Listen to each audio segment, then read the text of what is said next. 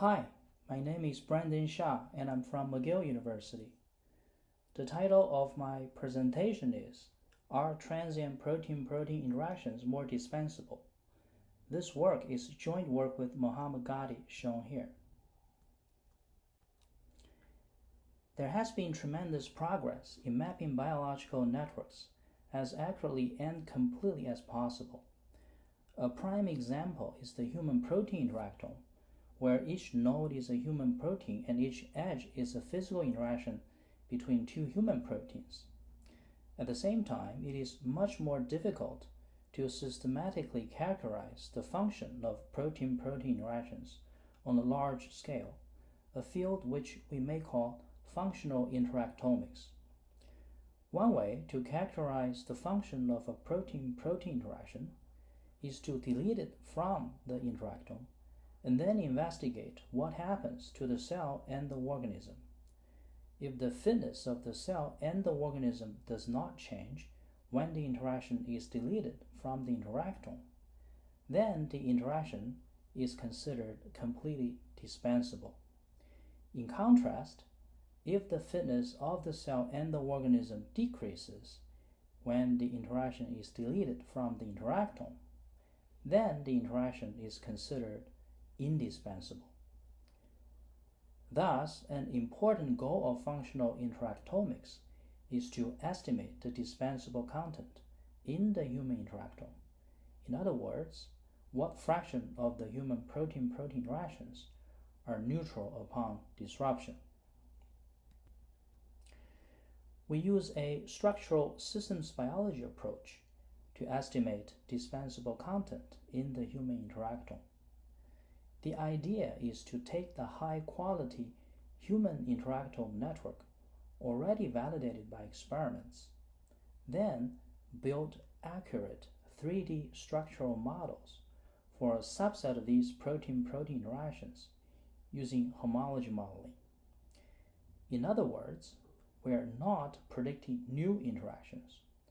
Rather, we are annotating known interactions with 3D structural details.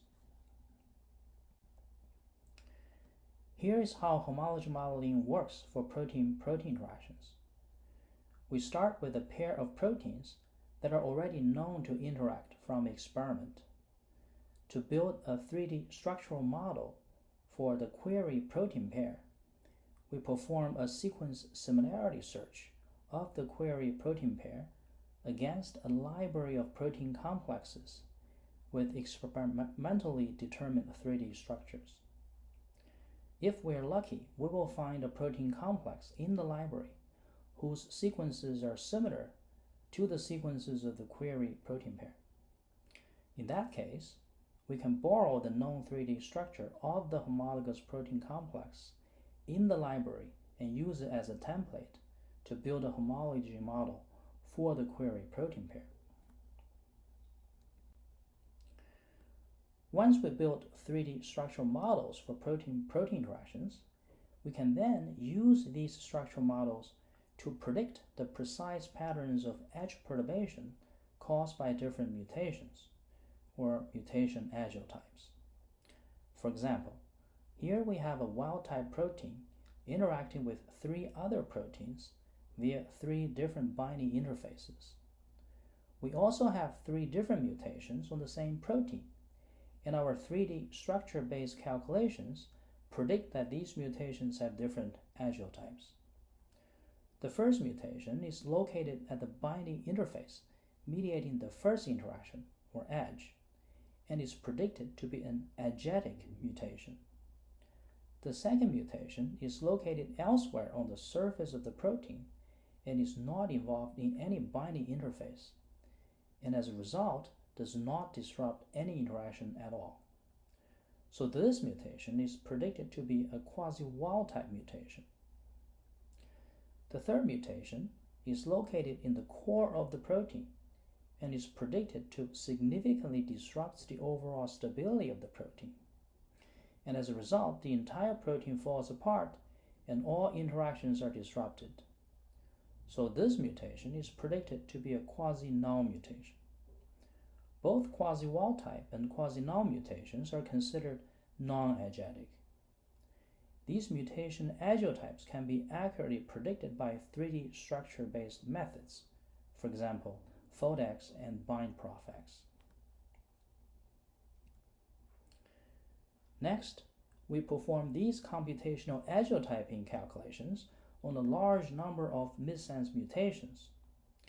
It turns out that many missense mutations agetically disrupt specific protein-protein interactions.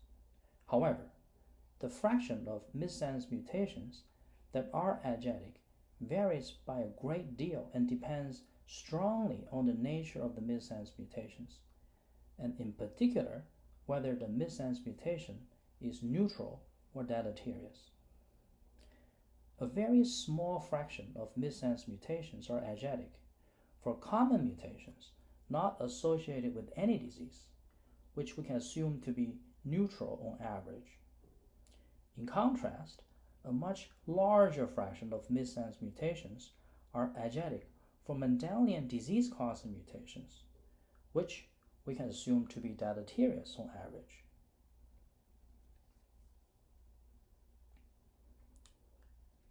The reason for this large difference is that we believe that protein-protein interactions tend to carry out important functions and therefore are not dispensable in general. As a result, disrupting protein-protein interactions in general are more likely to lead to deleterious consequences. We can make this intuition more quantitative by estimating the dispensable content in the human interactome directly from the pie charts, showing mutation agiotyping results for both common and disease-causing mutations. The mutation agiotyping pie charts shown here tell us the probability of neutral mutations being agetic, P of E given N. But what we really want is the dispensable content in the interactome, that is, the probability of an edge being neutral, or the probability of an agetic mutation being neutral, P of N given E. So all we need to do is to invert the two sides of the conditional probability, and we can do that easily with the Bayes rule.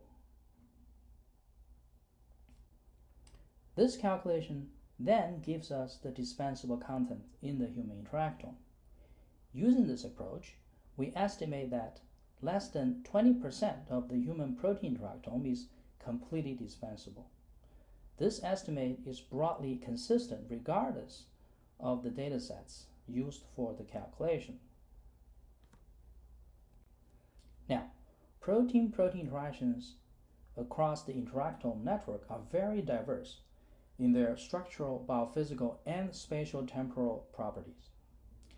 Based on their binding patterns across time and space, protein-protein interactions can be broadly divided into two categories: permanent interactions and transient interactions. Now, there are at least 4 different ways to perform this classification. The first way is to classify protein-protein interactions into strong versus weak interactions based on structure-based calculations of binding affinity. The second way is to classify protein-protein interactions into temporally transient versus permanent interactions based on gene co-expression of interaction partners over time. The third way is to classify protein-protein interactions into spatially transient versus permanent interactions based on gene co-expression of interaction partners in different tissues. The fourth way is to classify protein-protein interactions into simultaneously possible versus mutually exclusive interactions based on the number of interactions mediated by the same interaction site in the 3D structural interactome.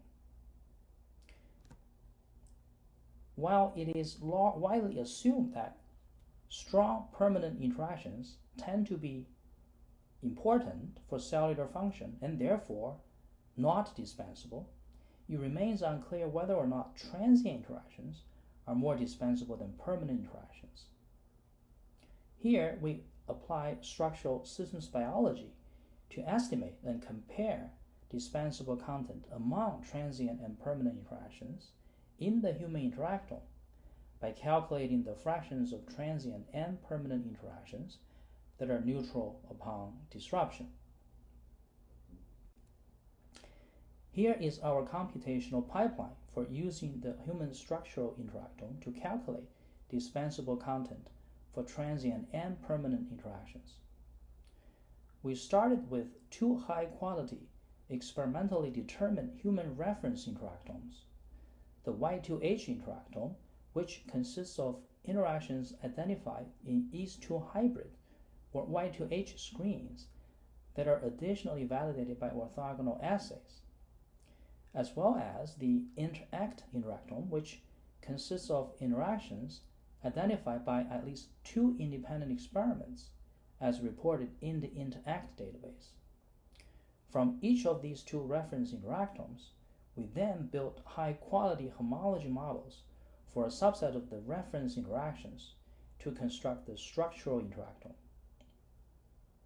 Next, we classified protein-protein interactions in the human structural interactome into transient versus permanent interactions using the four different ways mentioned before. Then we mapped different kinds of mutations onto the structural interactomes. These include common missense mutations not associated with any disease from the dbSNP database, as well as Mendelian disease-causing missense mutations from the CleanVar database. We then use the structural interaction information to predict the agiotype for each mutation. We predict a mutation to be agetic if the mutation occurs on the interface mediating a specific interaction with significant change in binding free energy. All other mutations are considered non-agetic. From these mutation agiotyping computations, we can calculate the fractions of mutations that agetically disrupt transient versus permanent interactions for both common and disease-causing mutations. Finally, we apply the Bayes rule to calculate the fractions of transient versus permanent interactions in the human interactome that are completely dispensable, that is, neutral upon disruption.